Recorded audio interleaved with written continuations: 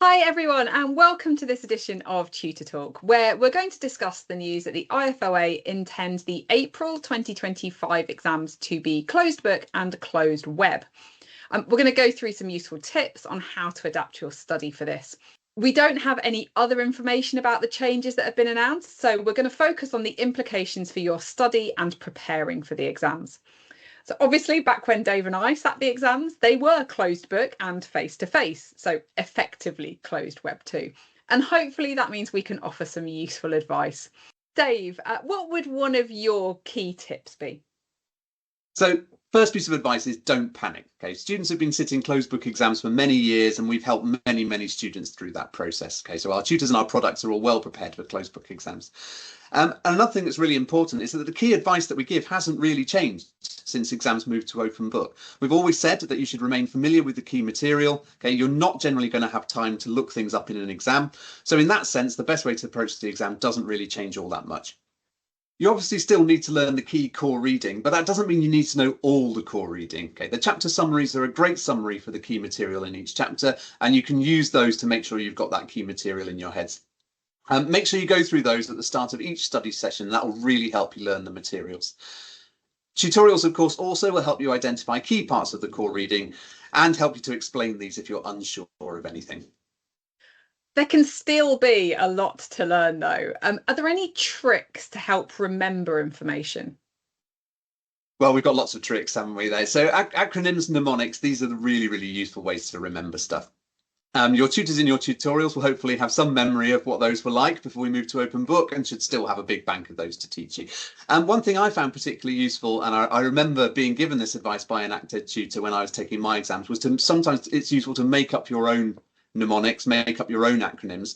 They're much easier to remember if you've made them up yourselves. Similarly, if you're a visual learner, you might prefer to draw diagrams like spider diagrams, for example. You might find those are useful for summarizing information, and for you that they're much easier to remember. We also have flashcards that summarize key material from each chapter. So you can always use those to test yourself on bookwork. Because they're a bit smaller, these work well on a phone, for example, or if you're on the commute to work, you can take them with you. Of course, you can also make your own flashcards if you want to, and then making them will be part of the learning process for you as well, and that will really help you get familiar with all the material. Yeah, when I was a student, we used the flashcards and we used to test each other in small groups using them, and that worked well as well. You know, buddying up with other people, other students, sitting the same exams at the same times is also helpful, isn't it, for learning that material and motivating each other as well, which is it's so important.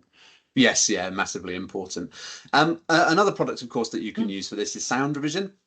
It's not available for every subject, but where it is, it's a really useful way of getting through material when it might be hard to use other study material. For example, if you're packed on the tube or something like that, or you're walking to work. Yeah, that's exactly when I use Sound Revise, as I was walking to work. Yeah, absolutely.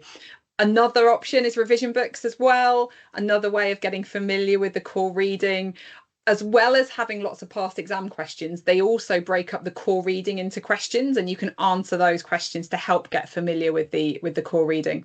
Again, I use those as well. I think I used everything. I used them in the run up to the exams just to make sure there wasn't any bit of core reading, any bookwork that I hadn't seen in other parts of my revision, like past exam questions. So in summary, there's loads of things out there that can really help you with this.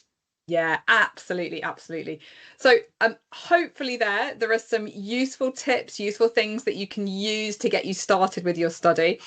Look out for more tutor talks over the next few weeks and months, as we'll hopefully be offering you more tailored advice to help you prepare for those exams.